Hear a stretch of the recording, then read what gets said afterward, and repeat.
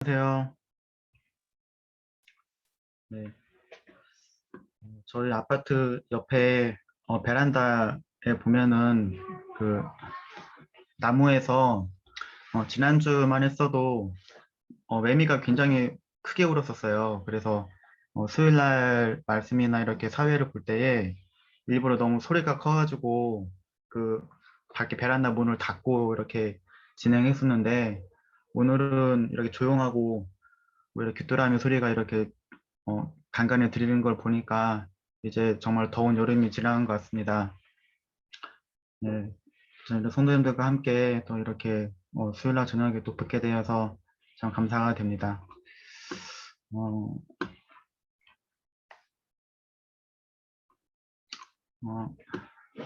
어, 지금 여름 휴가를 다녀오신 분들도 있고, 그리고 아직 안 가신 분들도 있을 텐데, 아직 안 가신 분들 정말 부럽습니다.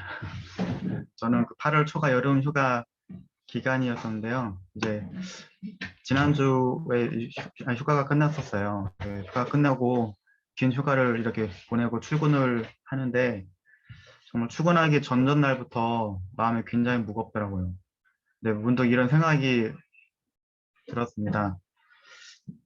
우리 주님도 목수라는 그 직업을 가지셨었는데 이런 느낌을 아실까라는 생각을 해봤는데, 목수의 아들이셨으니까 어, 어떻게 보면 개인 사업자라서 잘 모르실 수도 있을까요?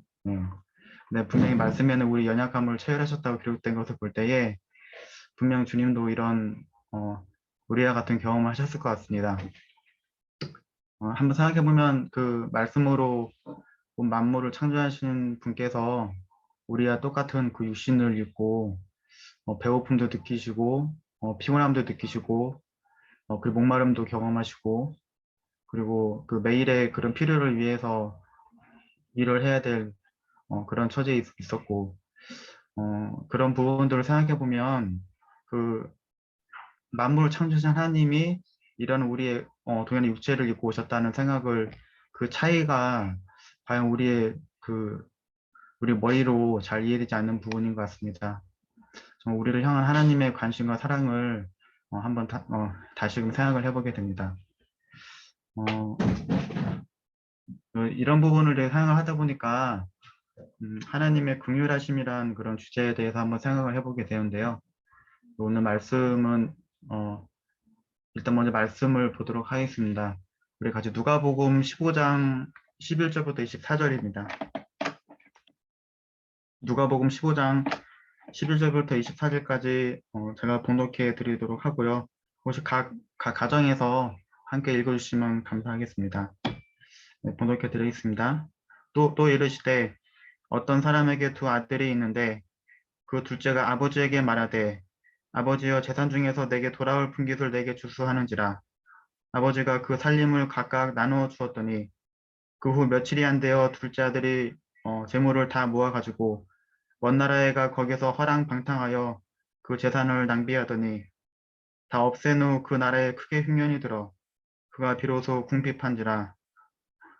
가서 그 나라 백성 중 한 사람에게 붙여 사니 그가 그를 둘로 보내어 돼지를 치게 하였는데 그가 돼지 먹는 쥐염 열매로 배를 채우고자 하되 주는 자가 없는지라.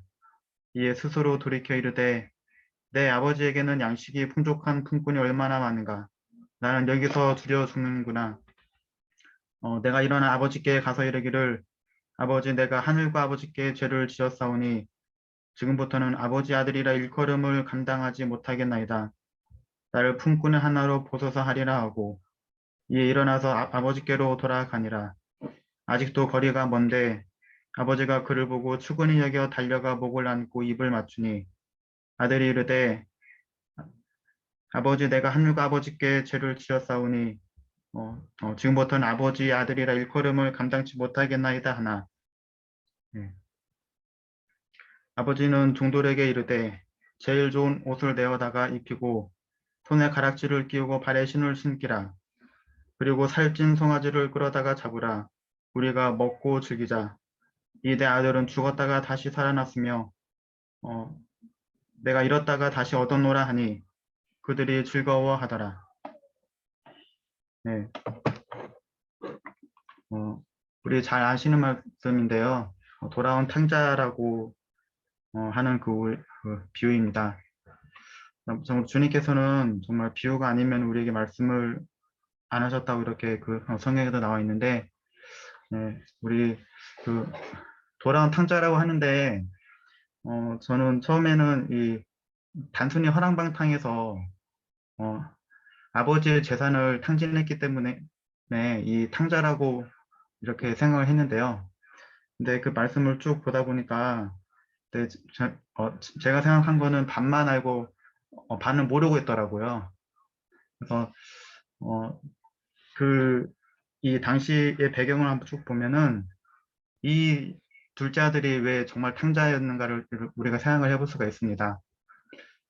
지금 시대에서는 어, 아버지의 재산을 뭐 유산을 빌려서 사업도 할 수 있고 그리고 멀리 외국에 나가서 살 수 있지만 이 시대에는 아버지가 돌아가시 전에 그 유산을 먼저 분할해 달라고 하는 것은 아버지 이제 그만 돌아가세요라고 이렇게 말하는 것과 똑같은 그런 의미라고 합니다.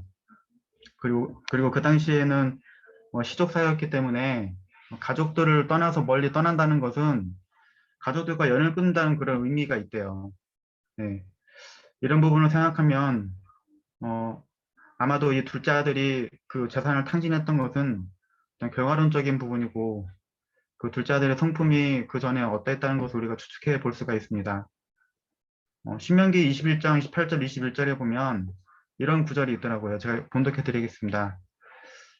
사람에게 완악하고 패역한 아들이 있어 그의 아버지의 말이나 그 어머니 말을 순종하지 아니하고 부모가 징계하여도 순종하지 아니하거든 그의 부모가 그를 끌고 성문에 이르러 그 성읍 장로들에게 나가서 그 성읍 장로들에게 말하기를 우리의 이 자식은 완악하고 패역하여 우리 말을 듣지 아니하고 방탕하며 술에 잠긴 자라 하면 그 성읍의 모든 사람들이 그를 돌로 쳐 죽일지니 이같이 내가 너희 중에서 악을 제하라 그리하면 온 이스라엘이 듣고 두려워하리라.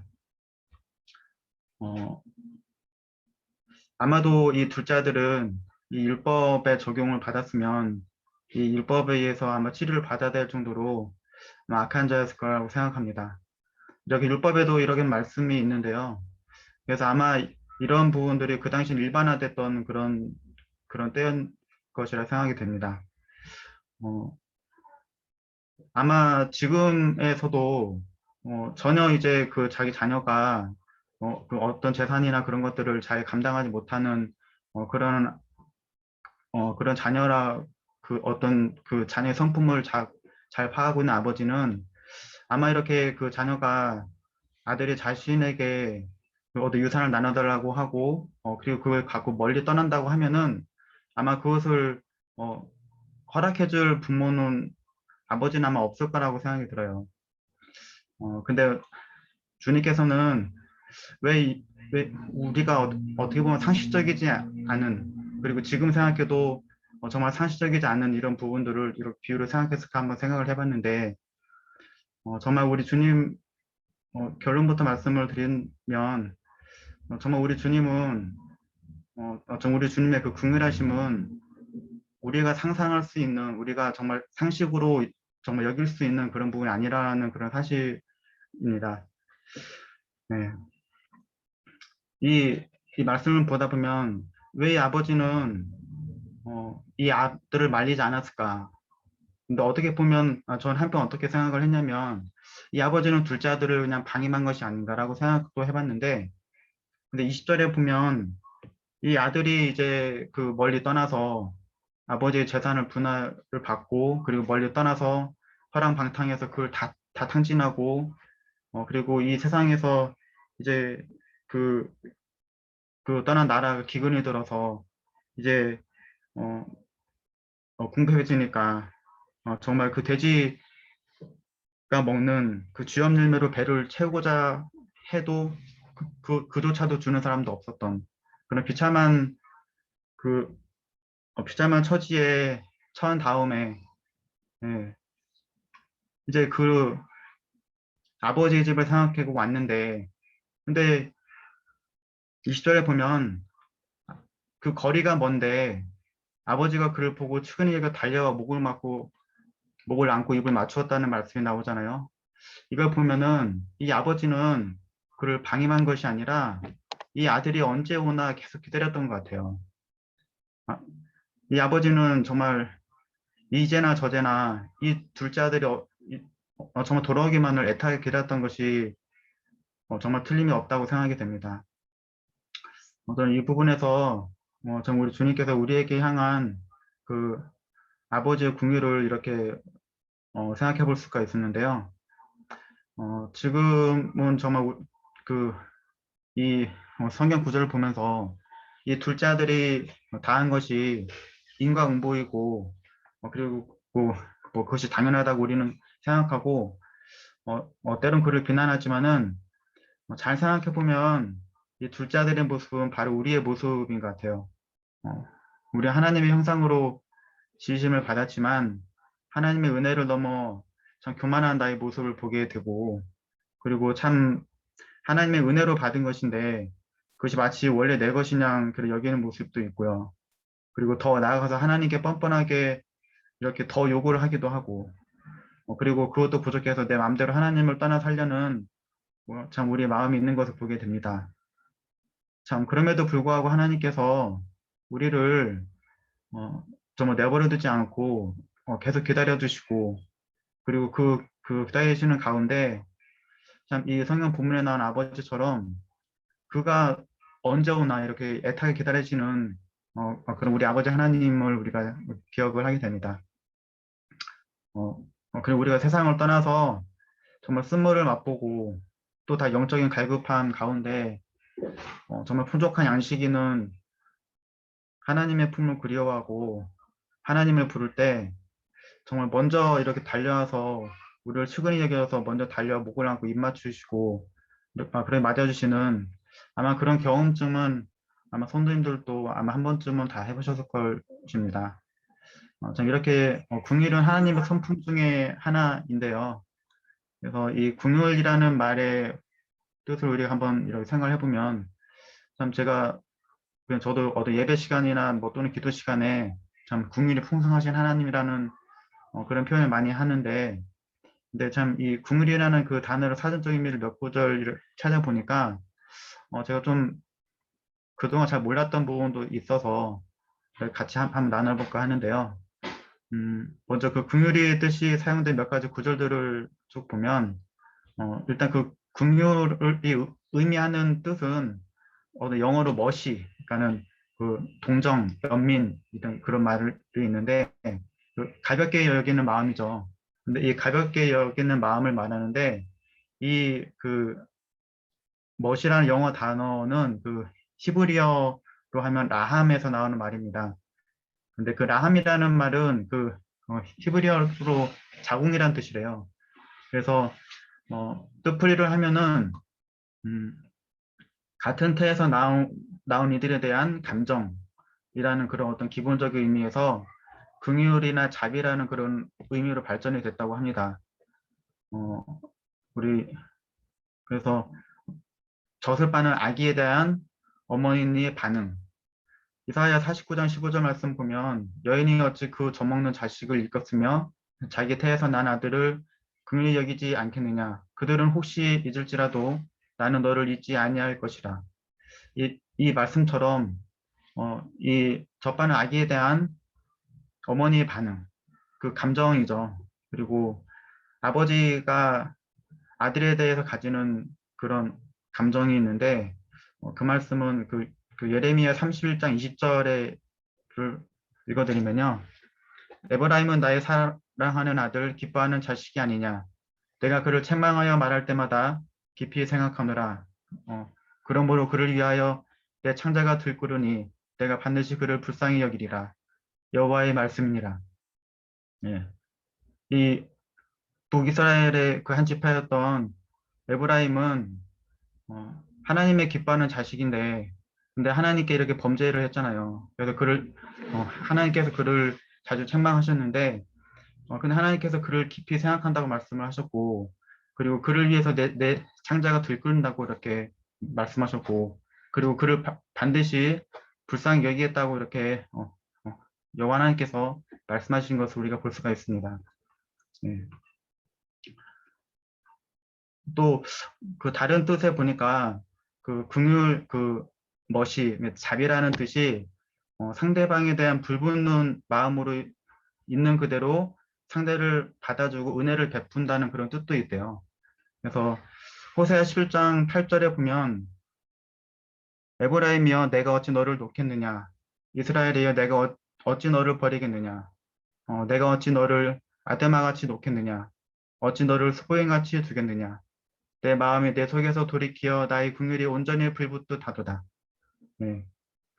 처음에 그 상대방에 대한 불붙는 마음 이런 뜻이 참 이해가 안 됐는데 이 호세아 11장 8절 말씀을 보니까 참 우리 하나님께서 우리에 대해서 이 에브라임에 대해서 또 우리에 대해서 그 긍휼하심이 그 긍휼한 마음이 온전히 불붙듯 한다는 이 말씀을 볼 때에 조금이나마 이해가 되는 것 같습니다. 그리고 좀 불붙는 듯한 그 마음을 또 다른 구절에서 보면 솔로몬의 재판에서도 그 두 여인이 이제 한 아이 그 두 여인이 같은 때에 그 아기를 낳는데 이제 한 아기가 죽었어요. 근데 그 죽은 아기는 너희 아기고 그리고 산 아기는 내 아기라 둘이 싸우잖아요. 그래서 그 솔로몬 왕에게 갔는데 이제 그 솔로몬 왕이 그러면 그 아기를 이렇게 반으로 갈라서 이제 나눠 가지라고 했을 때 그 진짜 어머니가 그 마음이 불붙는 것 같아서 이렇게 그 자신의 아기를 그 상대 여인에게 주라고 하는 것을 볼 때에 이렇게 그 다급한 마음, 그러니까 우리 하나님께서도 우리를 볼 때에 그런 어떤 우리가 정말 죄에 빠지고 그렇게 했을 때 정말 하나님께서 우리를 볼 때에 그런 어떤 다급한 그런 마음을 갖고 계시는 것 같아요. 예. 그리고 이 어, 가엾게 여기는 마음 중에 또 어떤 형제가 형제에게 이렇게 기다리는 마음의 상태가 있는데 어, 아모스 1장 11절 말씀에 보면 이런 말씀이 있더라고요. 어, 여호와께서 이와 같이 말씀하시되 에돔의 서너 가지 죄로 말미암아 내가 그 벌을 돌이키지 아니하리니 이는 그가 칼로 그의 형제를 쫓아가서 긍휼을 버리며 항상 맹렬히 화를 내어 분을 끝없이 품었습니다. 예. 우리가 형제와 형제 사이끼리 당에 서로 이렇게 긍휼히 여기는 그런 마음이 있어야 되는데 그 야곱의 형제 어, 에서의 후손이었던 그 에돔은 그러지 않았던 것 같아요. 그래서 그 궁유를 버리고 그리고 화를 내고 분을 끝없이 품었다는 그의 마음의 상태 때문에 하나님께 심판을 받는 모습을 우리가 또한 보게 됩니다. 네. 근데 또 이 긍휼이라는 말 뜻에 또 다른 영어 단어가 있는데 컴패션이라는 영어 단어가 있어요. 그래서 그 컴패션이라는 것은 컴과 그리고 페이션트라는 그런 그 두 말의 합성어인데 그 컴이라는 거는 이제 함께라는 뜻이 있답니다. 함께라는 뜻이 있고 페이션트는 이제 고통을 참다라는 그런 뜻이 있는데 그래서 이 두 얘기를 이 두 단어를 합쳐보면 함께 고통을 느끼다라는 그런 동사의 명사형이래요. 컴패션이라는 게.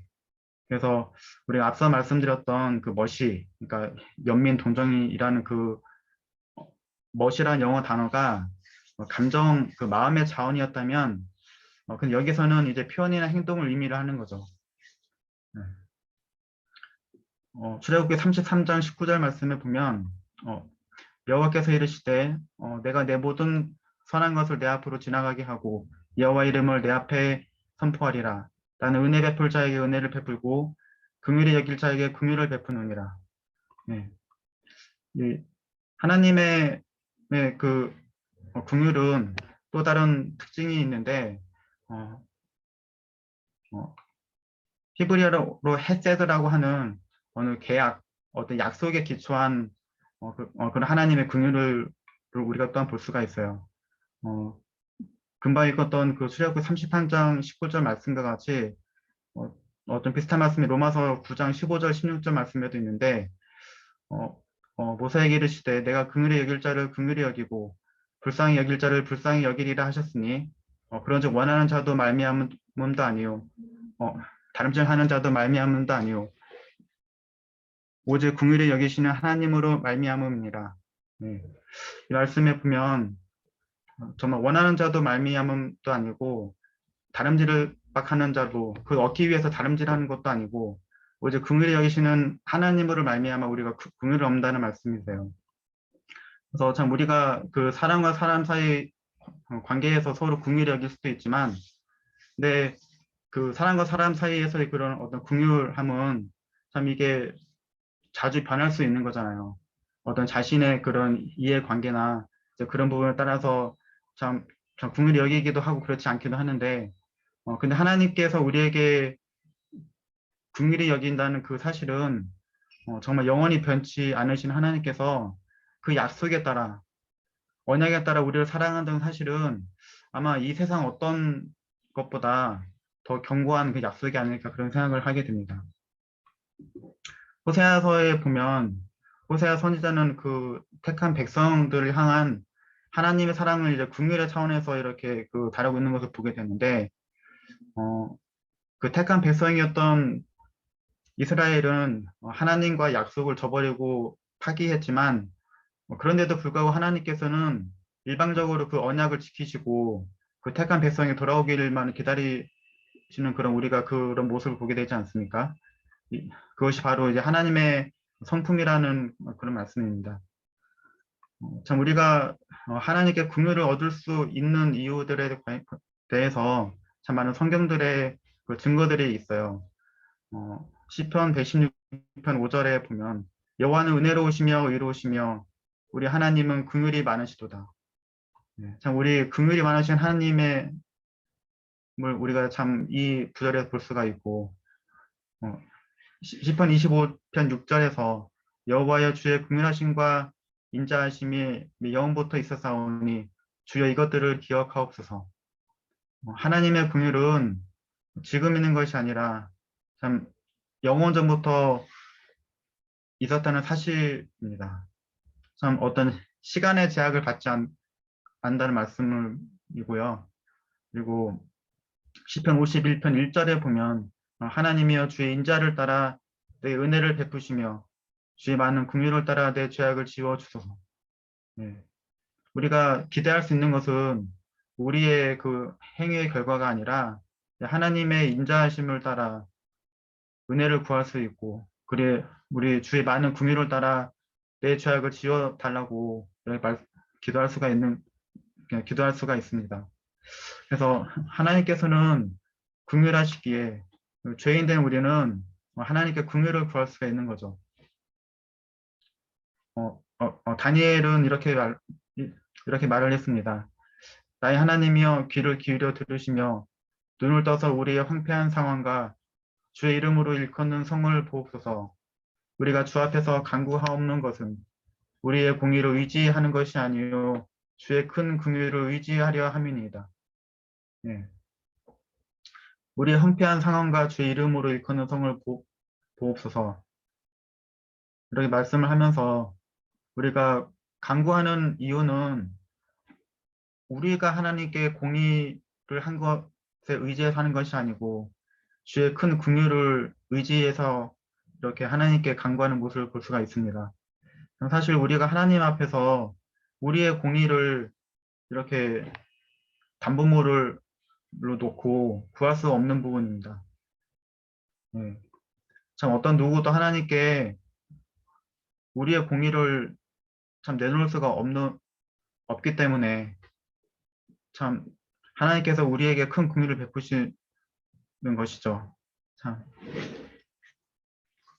그래서 이사야 33장 2절 말씀 보면 여호와여 우리에게 은혜를 베푸소서.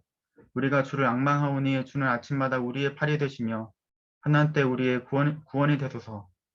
네. 참 우리가 정말 아침마다 우리 하나님을 앙망할 때마다 참 우리의 구원의 팔이 되시는 참 우리 하나님을 기억할 때 참 정말 감사가 됩니다. 이제 이 하나님의 긍휼하심이 가장 온전히 나타난 사건은 바로 예수님의 그 성육신과 그 십자가에서 그 사역입니다. 앞서 말씀드렸던 컴패션이라는 그 말뜻이 함께 고난받는다는 그런 의미가 있잖아요. 그래서 그 긍휼이 풍성하신 하나님, 우리를 사랑하신 그 큰 사랑을 인하여 허물로 죽은 우리를 그리스도와 함께 살리셨고 라는 말씀처럼 참 하나님께서 참 우리의 죄를 다 짊어지시기 위해서 참 우리 인간의 몸을 입고 우리 함께 고난받았다는 이 사실을 참 기억할 때에 정말 우리 하나님의 우리를 향한 그 큰 긍휼하심이 정말 정말 예수님께서 참 성육신하신 그 사건이고 그리고 그분께서 우리의 모든 죄를 짊어지고 참 십자가에서 참 달려 돌아가신 참 그런 사건이 아닌가 이렇게 싶습니다. 네. 우리를 구원하시되 우리가 행한 바 의로운 행위로 말미암지 아니하고 오직 그의 긍휼하심을 따라 중생의 시순과 성령의 새롭게 하심으로 하셨나니 네. 참 정말 감사가 되는 말씀입니다. 네. 우리 베드로전서 2장 10절 말씀에도 보면 너희가 전에는 백성이 아니더니 이제는 하나님의 백성이요 전에는 긍휼을 얻지 못하더니 이제는 긍휼을 얻은 자니라. 참 우리가 전에는 참 어떤 사람에게도 긍휼을 얻지 못했지만 참 우리가 하나님께 참 긍휼을 얻었다는 이 사실이 정말 큰 위안이 되는 것 같습니다. 우리가 이렇게 긍휼을 어, 은혜로 얻었기 때문에 실제로 우리는 자랑할 것이 없는 거죠. 근데 우리는 그 긍휼하심을 받았음에도 불구하고 참 너무 많은 자랑을 하는 것 같아요. 우리 하나님을 자랑을 해야 되는데 참 우리 스스로 우리 어떤 육신적인 부분을 더 자랑하는 것을 볼 수가 있습니다. 참 저도 그런 부분들이 많이 있어서 참 이런 말씀을 이렇게 준비하고 할 때마다 정말 제가 과연 우리 그 좀 성도님들 앞에서 이런 말씀을 전할 자격이 있는가라는 그런 생각을 많이 하게 됩니다. 전자 성경은 하나님의 긍휼하심을 입은 사람들은 긍휼을 베푸는 자가 되어야 된다고 이렇게 말씀을 하고 있습니다. 우리 야고보서 3장 17절 말씀을 보면 오직 위로부터 난 지혜는 첫째 성결하고 다음에 화평하고 관용하고 양순하며 긍휼과 선한 열매가 가득하고 편견과 거짓이 없나니. 네. 우리 이 긍휼은 다른 좋은 덕목들과 함께 어, 위에서부터 난 지혜 중에 하나입니다. 그래서 이 긍휼을 행하지 아니하는 자에게는 긍휼 없는 심판이 있으리라. 긍휼은 심판을 이기고 자랑하느니라는 말씀처럼 이 긍휼을 행하지 않는 자에게는 또한 하나님이 긍휼 없는 심판이 있으리라는 또한 엄미한 말씀도 있습니다. 어, 우리 마태복음 18장에 보면 1만 달란트 빚진 종을 불쌍히 여긴 왕 그리고 그 1만 달란트나 되는 그 뭐죠? 그 빚을 탕감을 받았는데 200데나리온 빚진 친구에게 긍휼을 베풀지 않은 그런 종의 이야기가 나오잖아요.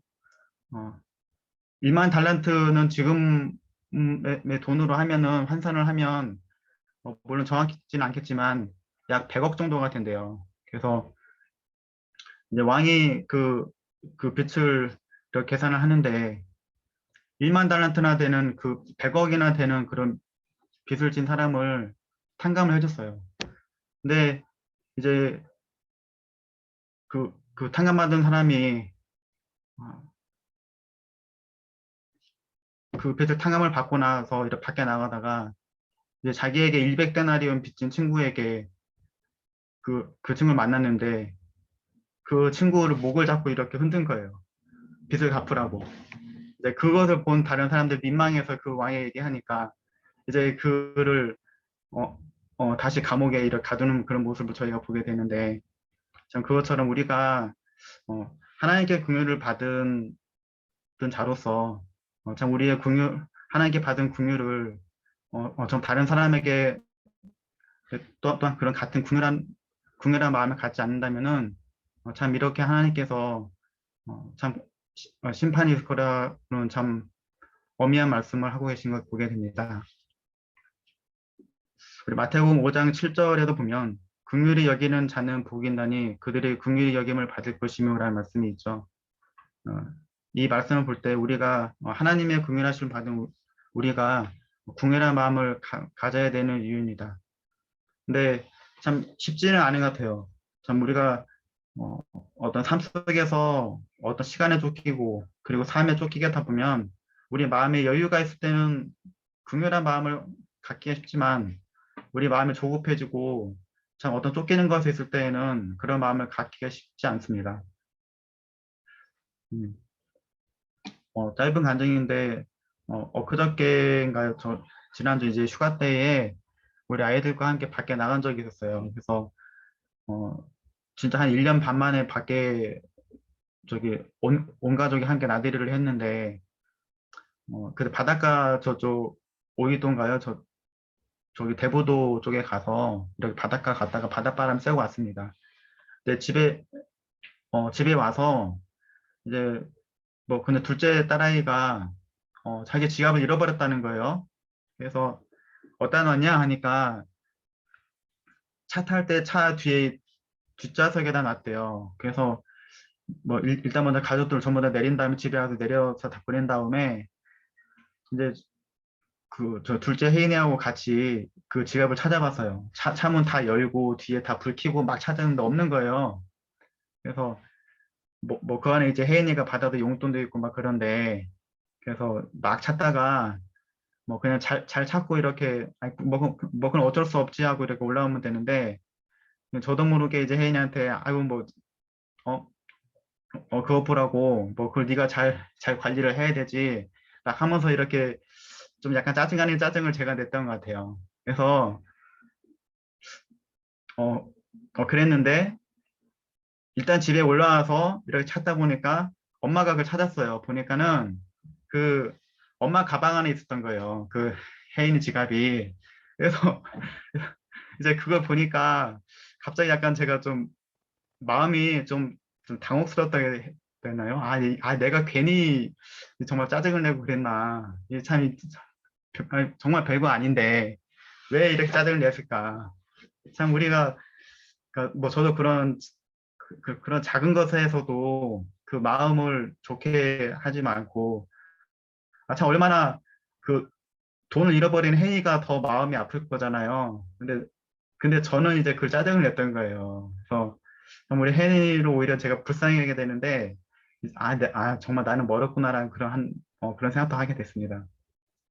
이렇게 우리는 좀 우리 주님의 그 보혈의 피로 참 죄사함을 받았지만 참 그렇지만 우리는 아담으로부터 유전된 어떤 죄성에 의해서 때론 너무나도 자주 실패할 때가 자주 있는 것 같아요. 근데 뭐 저는 이런 작은 실수도 있지만 어떤 때는 정말 큰 죄를 지어서 정말 하나님 앞에 담대히 서기 정말 쉽지 않은 정말 그런 때도 있습니다. 근데 참 그럴 때마다 아담과 하와도 그랬듯이 참 죄를 지은 다음에 동사나무들 사이에 숨지 말고 참 우리 하나님의 그 긍휼하신 성품을 가지신 우리 하나님을 의지해서 은혜의 보좌 앞에 담대히 나가야 된다는 사실입니다. 시편 103편 13절 14절 말씀 보면 어, 아비가 자식을 불쌍히 여긴 같이 여호와께서 자기를 경외하는 자를 불쌍히 여기시나니 이는 저가 우리의 체질을 아시며 우리가 진토임을 기억하시미로다. 예, 어, 하나님께서 우리의 체질을 아시고 우리가 진토임을 기억하신다는 말씀은 정말 저에게 큰 위안이 되는 것 같습니다. 예, 제가 저 자신을 기억하는 것이 아니라 우리가 하나님의 기억하신 바 됐다는 그 사실은 정말 우리 혜인이나 이제 수아를 볼 때에 어, 수아는 수아 너무 어리기 때문에 자신이 연약한지도 잘 몰라요. 어떤 때는. 근데 이제 수아와 함께 같이 이렇게 큰 길을 나가게 되면 저는 항상 이제 수아를 이렇게 눈에 염두를 하거든요. 기억하고, 아, 얘가 어디로 튈지 모르니까 제일 이렇게 뭐 손을 잡고 가든가 아니면 어디로 가나 계속 이렇게 주시하고 있거든요. 아마 이런 부분이 아닐까. 우리가 우리의 체질을 잘 아시고 우리가 진토임을 알고 계시기 때문에, 그러니까 제가 우리 수아의 그 어떤 특성을 알고 그 어떤 수아 연약함을 알고 있는 것처럼 우리 하나님께서 그 아비가 자식을 불쌍히 여긴 같이 어, 자기를 경외하는 자를 불쌍히 여긴다는 말씀은 참 우리에게 그래서 저희의 큰 위안이 되는 것 같습니다. 히브리서 4장 14절부터 16절 말씀을 읽어드리면요. 그러므로 우리에게 큰 대제사장이 계시니 승천하시니 곧 하나님의 아들 예수시라. 우리가 믿는 도리를 굳게 잡을지어다. 우리에게 있는 대제사장은 우리의 연약함을 동정하지 못하는 이가 아니요 모든 일에 우리와 똑같이 시험을 받으신 이로되 죄는 없으시니라. 그러므로 우리는 긍휼하심을 받고 때를 따라 돕는 은혜를 얻기 위하여 은혜의 보좌 앞에 담대히 나아갈 것이니라. 네.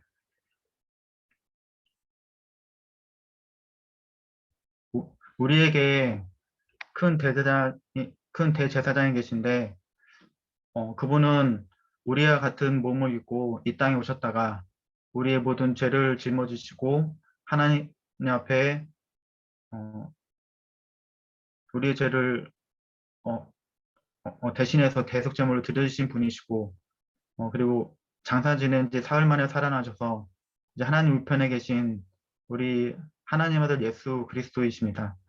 네. 그분은 우리의 연약함을 동정하지 못하는 이가 아니고 우리와 똑같이 시험을 받으신 이로되 죄는 없으시고요. 네. 그래서 우리는 정말 긍휼하심을 받고 때를 따라 도는 은혜를 얻기 위해서 은혜의 보좌 앞에 담대히 나아갈 수 있다는 이 사실입니다. 그래서 혹시라도 우리 성도님들 우리의 삶 가운데서 참 많이 실수할 때가 있잖아요.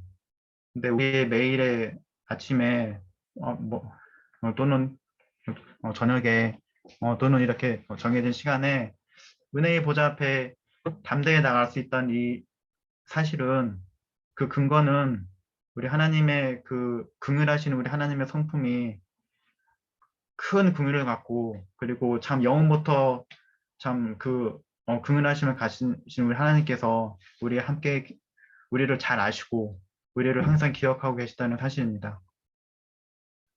네, 그래서 어, 우리의 연약함을 먼저 아시는 분께 우리를 맡기고 매일 은혜의 보좌 앞에 담대히 나아가야 하는 이유고요.